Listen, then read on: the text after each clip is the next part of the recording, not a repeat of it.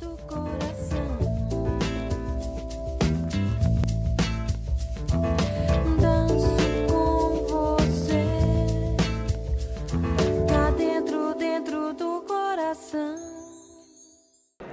Y vamos ahora con un apunte cultural. Vamos a acercarnos a la figura de Carlos García Valverde. Es el autor ganador del premio Gerald Brennan que organiza cada año el Ayuntamiento de Alhaurín el Grande y que lo ha recogido, por cierto, este mismo mes de enero.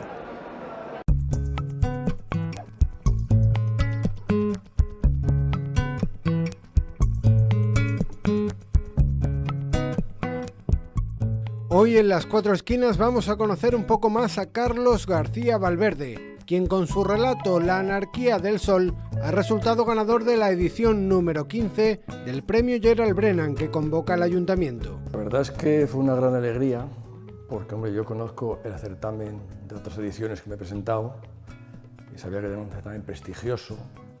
Luego además la afluencia de todas partes del mundo pues es muy grande. Y claro, llegar al premio en esas circunstancias pues siempre es muy de valorar y de agradecer.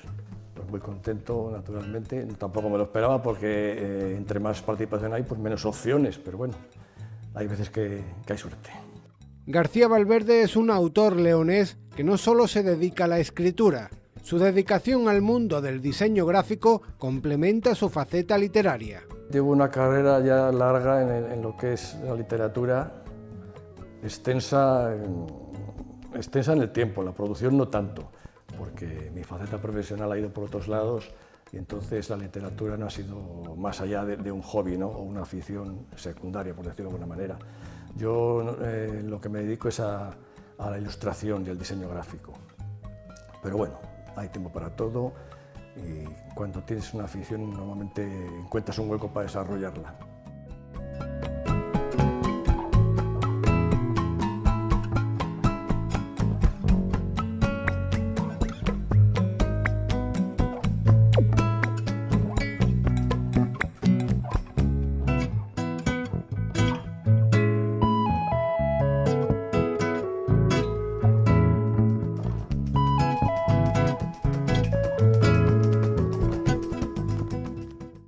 Aunque en más de una ocasión había visitado la provincia de Málaga, fue el pasado 24 de enero cuando conoció a Alhaurín el Grande. Era la fecha del acto de entrega de su galardón.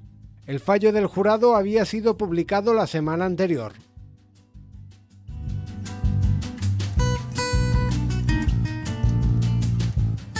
Hay muchísimo oficio en Carlos García Valverde, en la redacción de este relato y en la modernidad de la discusión que viene a plantear este relato.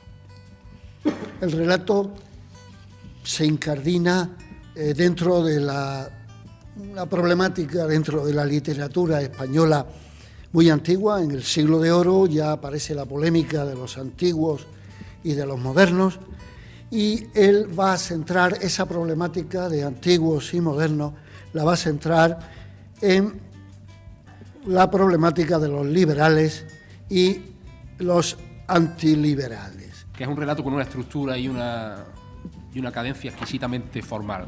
Cada palabra está medida y la riqueza de vocabulario destaca sobremanera. Eso hace que el ritmo y la ambientación, por otro lado, pues también brillen. Hay un gusto por el vocabulario en todo el texto, que es muy reseñable. Hay un retrato de personajes, pero yo sobre todo voy a destacar como un personaje que no aparece al principio, se erige en protagonista absoluto del relato y que expresa de una forma muy directa, muy gráfica y al mismo tiempo muy filosófica su concepción del tiempo. La inexorabilidad del tiempo, su tiranía en general sobre el ser humano es algo a lo que no se puede renunciar. Todos lo sabemos, pero la idea es que las grandes cosas, las grandes cosas no son cosas grandes, sino cosas que realmente nos definen como seres humanos, pues no tienen edad ni se someten al tiempo, y yo creo que todo eso lo hemos experimentado cada uno de nosotros, y con este cuento pues se puede sentenciar y reconfirmar, y por eso también he apoyado yo la propuesta como primer premio. Para Carlos García Valverde, recibir el galardón supone un aliciente para seguir creando en el mundo de la literatura. Efectivamente, pues es un acicate y un estímulo para seguir escribiendo, porque al fin y al cabo cuando uno escribe algo, escribe para uno, pero claro, un relato, una novela, lo que sea, no se complementa hasta que no lo lee alguien más, fuera, más allá de tu círculo. Entonces los concursos en este sentido te proporcionan esa especie de ventana al mundo, y claro, es un estímulo y un acicate para seguir creando literariamente hablando. Hablamos de una historia ambientada en el siglo XIX, con un protagonista real, el leonés José Rodríguez Losada, conocido entre otras cosas por haber donado el famoso reloj de la Puerta del Sol en Madrid.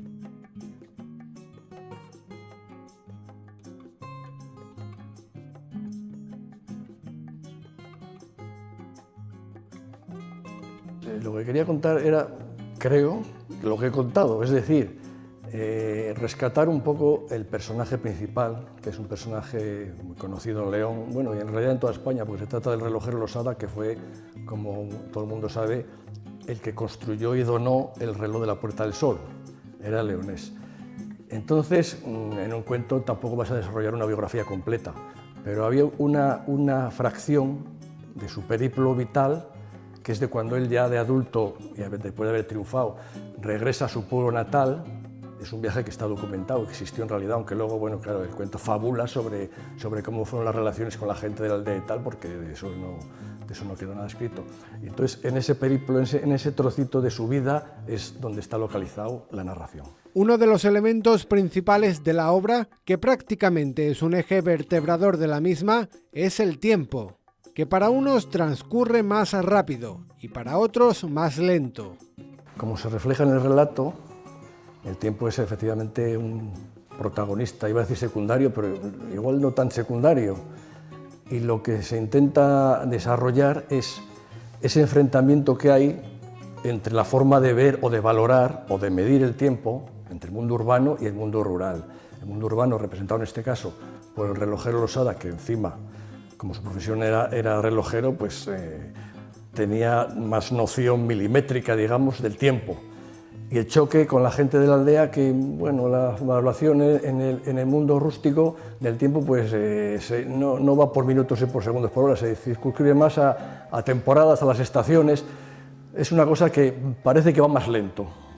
A la hora de escribir, el autor tenía claro dos aspectos: dónde empezar y dónde terminar.